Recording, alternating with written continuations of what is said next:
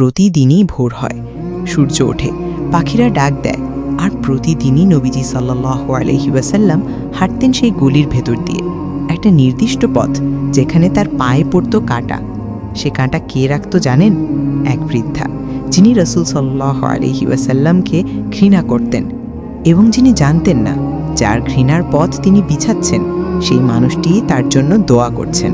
মক্কার ছোট একটা গলি, দুপাশে ছোট ছোট ঘর। সেই ঘরের ছাদে প্রতিদিন ভোরে দাঁড়িয়ে থাকতেন এক বৃদ্ধা। তার চোখে ছিল ঘৃণা, মুখে বিরক্তি, আর তার হাতে থাকত এক ঝুড়ি কাঁটা। সে জানত এই পথ দিয়ে মুহাম্মদ সাল্লাল্লাহু আলাইহি সাল্লাম হাঁটবেন আর আমি কাঁটা ছড়িয়ে দেব। তার মনে হতো কাঁটা দিলে ব্যথা হবে, আর সেই ব্যথা দিতেই যেন সে আনন্দ পেত। নবী মুহাম্মদ সাল্লাল্লাহু আলাইহি ওয়াসাল্লাম প্রতিদিনই দেখতেন রাস্তা অস্বাভাবিকভাবে ভরা কাঁটায়।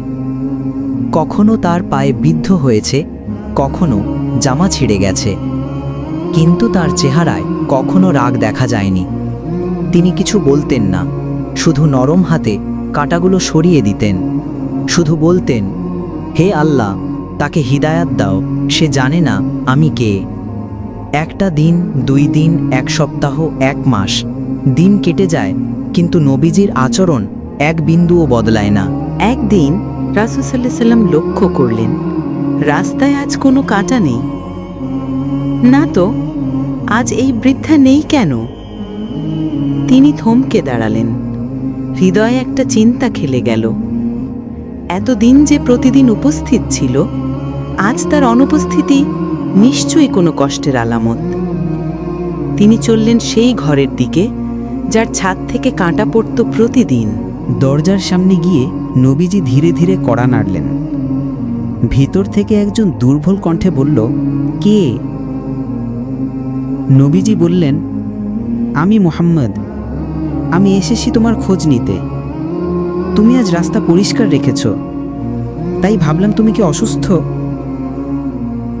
বৃদ্ধা স্তব্ধ, সে যেন বিশ্বাসই করতে পারছে না।